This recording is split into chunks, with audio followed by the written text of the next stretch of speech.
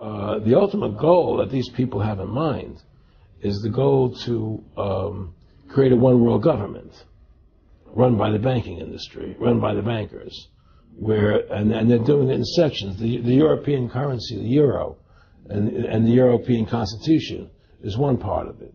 Now they're trying to do it in America with the North American Union, right? And they want to create a new currency called the Amero, right?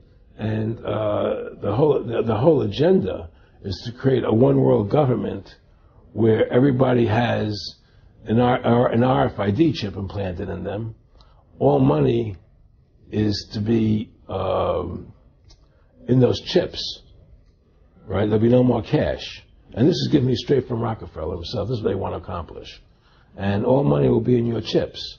And so instead of having cash, anytime you have money in your chip, they can take out whatever they want to take out whenever they want to. If they say you owe us this much money in taxes, they just deduct it out of your chip digitally. Total control. Total control. And if you're like me or you, and you're protesting what they're doing, they can just turn off your chip. And you have nothing. You can't buy food. You can't do anything. It's total control of the people. And that chip's connected to a database that has your purchasing records, what you do, what everything. You sell. Everything is in there, you know?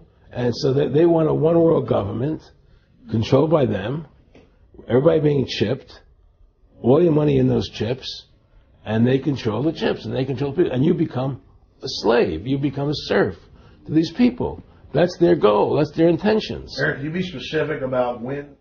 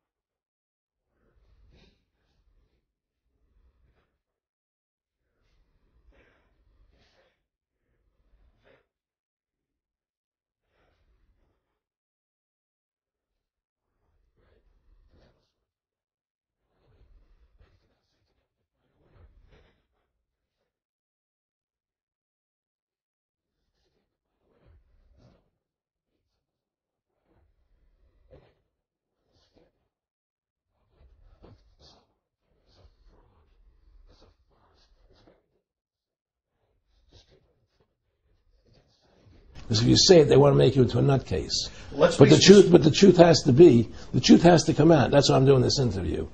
The fact of the matter happens to be that the whole war on terror is a fraud. It's a farce. Yeah, there's a war going on in Iraq because we invaded Iraq. And people over there fighting, But the war on terror, that's a joke, And until we discover what really happened on 9/11 and who was responsible for 9/11, because that's where the war on terror emanates from.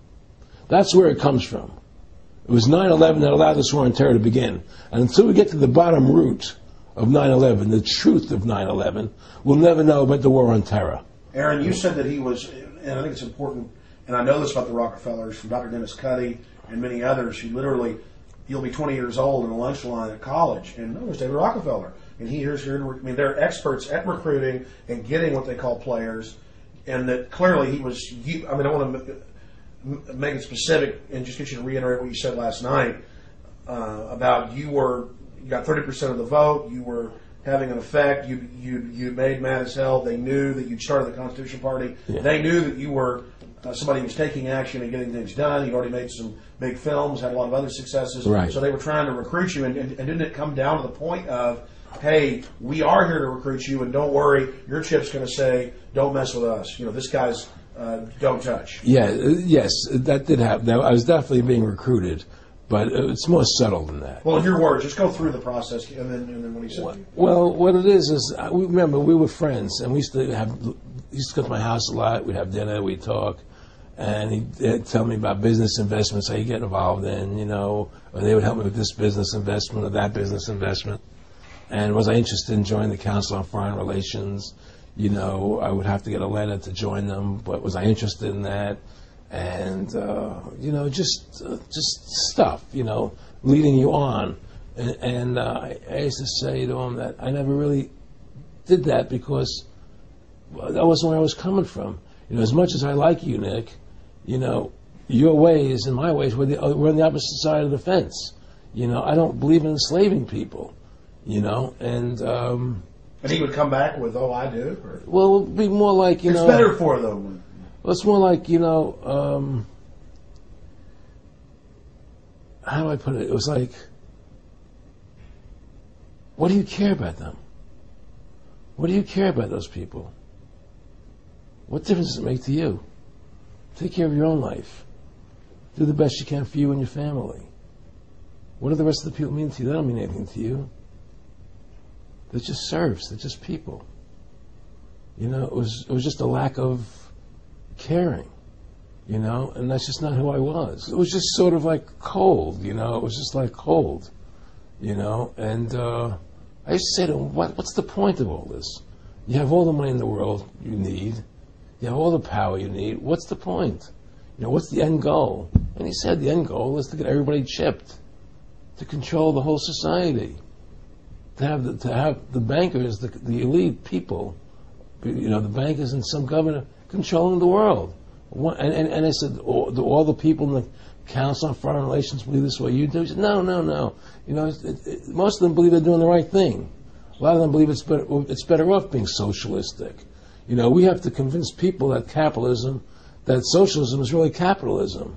Because America's becoming a socialist country. It's a communist country today. Well, one of the things they told me was that he was at the house one night, and he would talk, and he started laughing. He said, Aaron, what do you think women's liberation was about?